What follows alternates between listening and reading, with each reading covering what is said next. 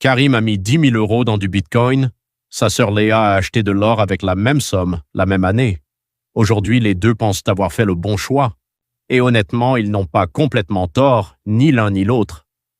Mais si vous regardez les vrais chiffres sur 10 ans, avec tout ce que personne ne montre dans les vidéos, je suis devenu riche avec le Bitcoin, le résultat est beaucoup plus nuancé que ce qu'on vous vend habituellement. Alors posons le décor correctement, parce que sinon la comparaison ne veut rien dire. Léa et Karim, 10 000 euros chacun, même année de départ, à peu près le même profil. Jeunes actifs, ni riches ni fauchés, aucune expérience particulière en investissement avant ça. Karim a acheté son Bitcoin en plusieurs fois sur 3 mois, un peu par prudence, un peu parce qu'un pote lui avait conseillé d'étaler les achats. Il garde tout sur un wallet personnel, pas sur une plateforme d'échange, parce qu'il a vu passer trop d'histoires de faillite d'exchange. Il ne regarde plus son portefeuille tous les jours, enfin plus depuis qu'il a arrêté de dormir correctement la première année. Léa, elle, est allée chez un négociant en métaux précieux à Lyon. Elle a acheté des pièces, des Napoléons pour être précis, et elle les a mises dans un coffre en banque. Ça coûte un peu chaque année, mais elle n'y pense jamais vraiment. Première différence, et elle est immédiate. Personne ne demande jamais à Léa comment va son or. Alors que Karim, dès qu'il évoque le Bitcoin en soirée, devient soit le mec bizarre, soit celui que tout le monde écoute avec un peu trop d'attention. C'est fou comme la perception de ces deux actifs n'a rien à voir, alors qu'on parle juste de deux façons de garder de la valeur. La première année a été, disons, mouvementée pour Karim. Le Bitcoin a pris 40% en 3 mois à un moment, puis a perdu 30% en 1 mois et demi juste après. Un soir, ces 10 000 euros en valaient 14 000. 6 semaines plus tard, ils étaient repassés sous les 8 000. Il m'a dit qu'il avait failli tout vendre à un moment, en pleine panique un dimanche soir, mais qu'il s'était retenu de justesse. L'or de Léa sur cette même première année a fait quelque chose comme plus 6%. Pas grand-chose, mais surtout, rien de dramatique. Elle ne l'a même pas remarqué avant que je lui pose la question pour cette vidéo. Bon, avançons à l'année 3 parce que c'est là que les choses deviennent intéressantes. Malgré la grosse correction de l'année précédente, le Bitcoin de Karim est remonté et vaut maintenant autour de 22 000 euros. Sur le papier, c'est plus du double. Impressionnant. Sauf qu'il faut retirer 2 ou 3 choses de ce chiffre. D'abord les frais, à peu près 1,5% à chaque achat. Ça finit par faire une centaine d'euros cumulés. Ensuite, il a fait un petit retrait pour un imprévu, ce qui a déclenché une taxation sur la plus-value, la fameuse flat tax à 30% sur les cryptoactifs, environ 700 euros envolés. Et puis surtout, il faut compter le coût invisible. 2 cracks de plus de 50% en 3 ans, ça use, psychologiquement. Ce n'est pas dans le tableau Excel, mais ça compte.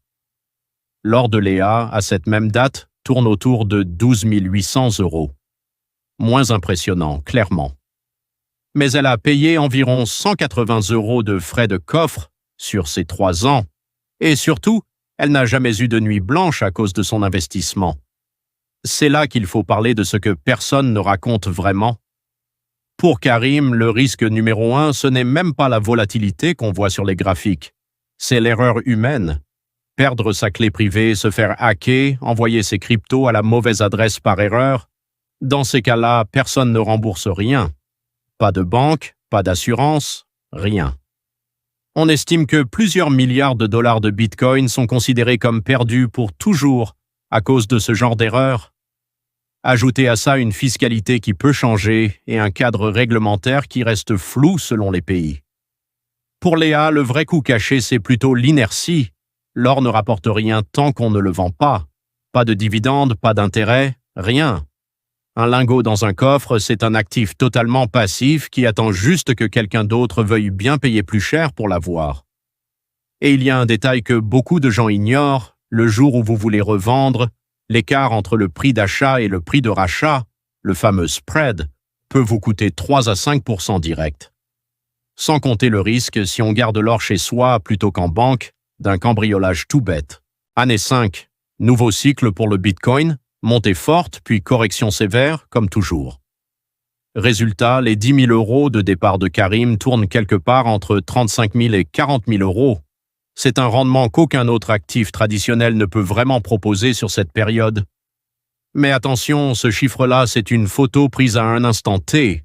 3 mois avant, ça aurait pu être 25 000. 3 mois après, peut-être 48 000. La volatilité ne part jamais, elle change juste d'amplitude.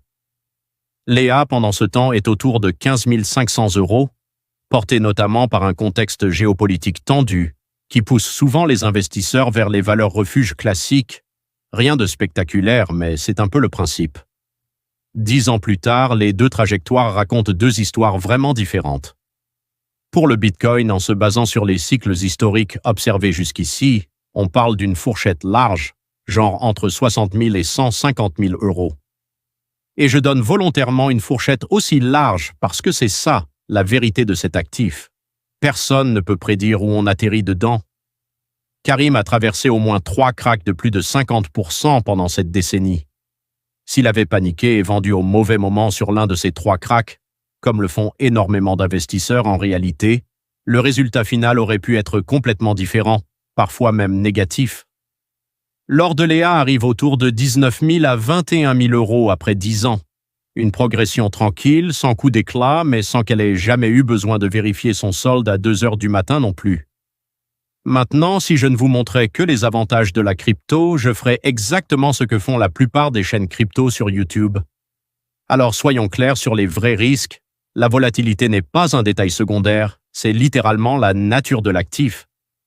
Perdre 70% en quelques mois, c'est arrivé plusieurs fois dans l'histoire du Bitcoin, et ça arrivera encore. La sécurité repose entièrement sur vous. Aucune institution ne viendra réparer une erreur de manipulation. Et la réglementation peut changer du jour au lendemain selon les décisions politiques d'un pays, ce qu'aucun actif traditionnel ne connaît à ce niveau-là. Et si je ne vous montrais que les qualités de l'or, je ferais l'erreur inverse. L'or ne génère aucun revenu tant qu'on le détient, contrairement à une action qui verse un dividende ou un bien locatif qui verse un loyer. Sur le très long terme, une fois l'inflation retirée, le rendement réel de l'or reste historiquement modeste comparé aux actions. Les frais de stockage grignotent la performance chaque année, sans exception. Et la liquidité n'est pas parfaite non plus. Revendre une grosse quantité rapidement sans faire baisser le prix qu'on vous propose, ce n'est pas toujours simple. L'or a du sens dans des cas précis. Si votre priorité c'est de ne jamais voir votre capital divisé par 2 du jour au lendemain, l'or reste l'un des actifs les plus stables qu'on connaisse. Si vous cherchez une protection contre l'inflation sur le très long terme, il a fait ses preuves sur plusieurs siècles, pas juste sur quelques années de mode. Et si vous approchez de la retraite, ou que vous n'avez tout simplement pas le droit à l'erreur avec votre épargne, cette stabilité vaut clairement le rendement qu'on sacrifie en échange. Karim et Léa sont tous les deux repartis persuadés d'avoir fait le bon choix. Lui pensait que la crypto était l'avenir, elle pensait que l'or serait toujours la valeur refuge par excellence. Aucun des deux, honnêtement, ne s'était vraiment assis pour calculer ce que ça impliquait réellement en stress, en risque et en pire scénario possible sur 10 ou 20 ans.